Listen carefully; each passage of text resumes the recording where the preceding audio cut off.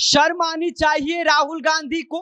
यह कभी मुसलमानों को भड़काते हैं और कभी उलूल जुलूल बातें करते हैं, और अब जब इनको कुछ नहीं मिल रहा है तो जेएनजी को भड़काने की कोशिश कर रहे हैं, भारत को नेपाल बनाने की कोशिश कर रहे हैं। और यह तमाम आरोप हम नहीं बल्कि भाजपा के फायर ब्रांड नेता कहे जाने वाले गिरिराज सिंह लगा रहे हैं। गिरिराज सिंह ने सीधे सीधे राहुल गांधी के मानसिकता पर सवाल उठा दिया है और साथ ही गिरिराज सिंह ने राहुल गांधी को नसीहत तक दे दिया है। क्या नसीहत दिया है और क्या है जेएनजी का यह नया विवाद, सब कुछ आगे हम आपको विस्तार से बताएंगे। लेकिन उससे पहले मेरा परिचय जान लीजिए। मेरा नाम विष्णु है और आप देख रहे हैं जनता जंक्शन। कर्नाटक से उठी राहुल गांधी की आवाज अब सियासत के गलियारों में तूफान ला रही है।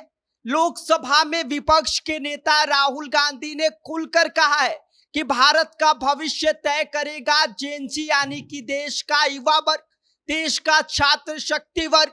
और राहुल गांधी ने दावा किया कि यही नई पीढ़ी लोकतंत्र को बचाएगी और वोट चोरी पर रोक लगाएगी। लेकिन जैसे ही राहुल गांधी ने यह बयान दिया, सियासत में बवाल मच गया।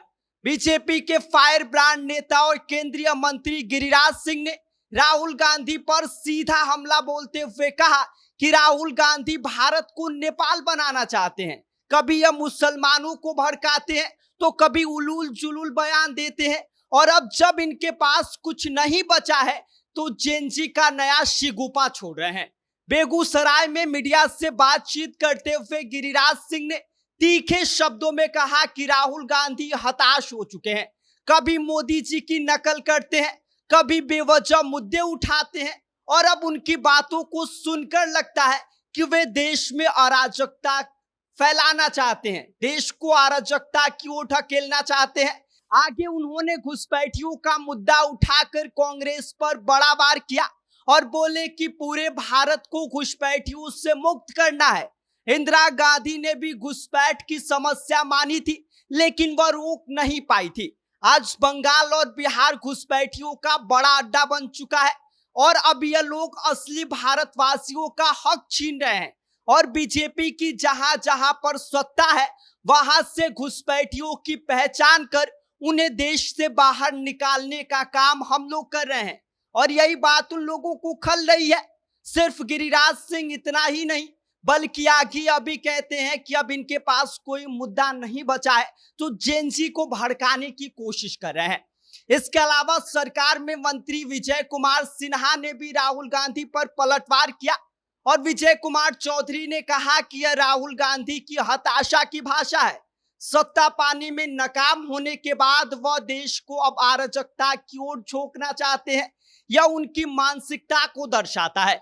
संवैधानिक रास्तों से जब कुछ इन्हें हासिल नहीं हुआ तो अब बेवजह लोगों पर बेबुनियाद आरोप लगा रहे हैं। ऐसे में अब सवाल यह उठता है कि आखिर यह पूरा जेएनजी विवाद है क्या। असल में राहुल गांधी ने कर्नाटक के कलबुर्गी जिले के आनंद विधानसभा क्षेत्र का उदाहरण देते हुए कहा कि उनके समर्थकों का नाम मतदाता सूची से हटाए जा रहे हैं। उन्होंने सीधे सीधे मुख्य चुनाव आयुक्त ज्ञानेश कुमार पर आरोप लगाया कि वे लोकतंत्र के साथ खिलवाड़ करने और वोट चोरों की रक्षा कर रहे हैं। राहुल गांधी के इस आरोप को चुनाव आयोग ने सिरे से खारिज कर दिया और कहा कि उनके दावे गलत और निराधार हैं।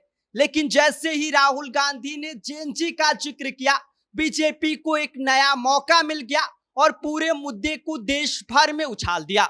अब विपक्ष कह रहा है कि राहुल गांधी ने युवाओं की ताकत और लोकतंत्र की रक्षा की बात कही है, जबकि भारतीय जनता पार्टी का कहना है कि राहुल गांधी का यह बयान राष्ट्र विरोधी साजिश है।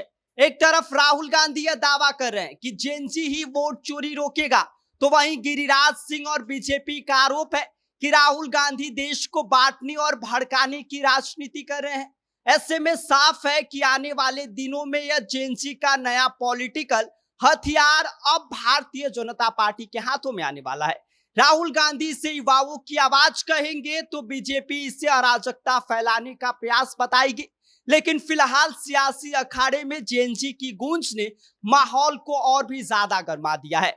लेकिन सवाल यही है कि जेएनजी भारत का भविष्य बचाएगा या फिर यह नया विवाद देश की राजनीति को और ज्यादा गर्मा देगा, यह देखना बड़ा दिलचस्प होगा। बाकी इस पूरी खबर पर आप क्या सोचते हैं, आपकी क्या राय है, आप हमें कमेंट कर सकते हैं। आप देख रहे हैं जनता जंक्शन, मेरा नाम विष्णु है।